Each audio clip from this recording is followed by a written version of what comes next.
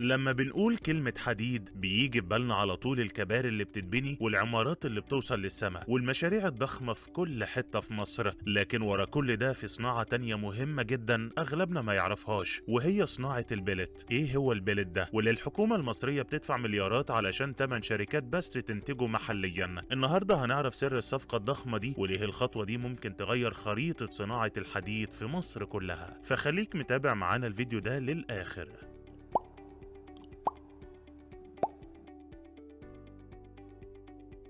ببساطة شديدة البلت ده هو الخامة الأولية اللي بتتصنع منها أسياخ الحديد، حديد التسليح والأسلاك اللي كلنا بنستخدمها في البناء، يعني هو يعتبر العجينة اللي بيتعمل منها العيش. زمان كان معظم البلت اللي بنستخدمه في مصر بنستورده من بره، وده كان بيكلف البلد مبالغ ضخمة جدا من الدولار، وكمان كان بيخلينا تحت رحمة الأسواق العالمية وتقلبات الأسعار. لكن الوضع ده هيتغير قريب جدا.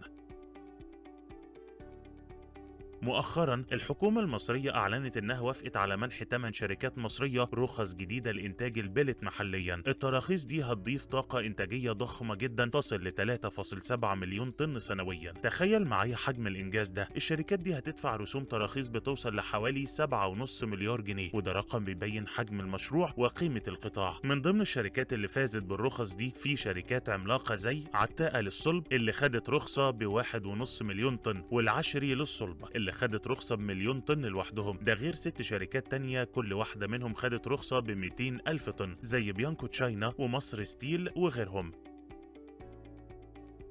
الخطوة دي مش مجرد قرار عادي، دي خطوة استراتيجية ليها 3 أهداف رئيسية. الأولى توفير الدولار، إن مصر بتستورد كميات كبيرة من البلت كل سنة، وده بيكلف مئات الملايين من الدولارات اللي البلد محتاجاها. لما نصنع البلت ده محليا هنقلل فاتورة الاستيراد وهنوفر كميات ضخمة من الدولار، وده هيساعد في دعم الاقتصاد المصري بشكل مباشر. تاني حاجة تحقيق الأمن الصناعي، يعني الاعتماد على الاستيراد بيخلينا عرضة لأي أزمات عالمية، ولو حصلت حرب أو أزمة لوجستية ممكن توريد البلت يتوقف في أي وقت، وده هيوقف مشاريع التنمية والبناء في البلد. لما ننتج البلت محليا هنضمن إن الصناعة دي تفضل شغالة مهما كانت الظروف، وده بيحقق لينا أمن صناعي. والحاجة الثالثة دعم الصناعة الوطنية وخلق فرص عمل. المصانع الجديدة دي هتحتاج عمالة ضخمة جدا من المهندسين والفنيين والعمال، وده هيوفر آلاف فرص العمل المباشرة وغير المباشرة، وهيدعم المصانع التانية اللي شغالة في صناعة مكملة. يعني الموضوع مش مجرد مصانع حديد، ده استثمار في الاقتصاد كله.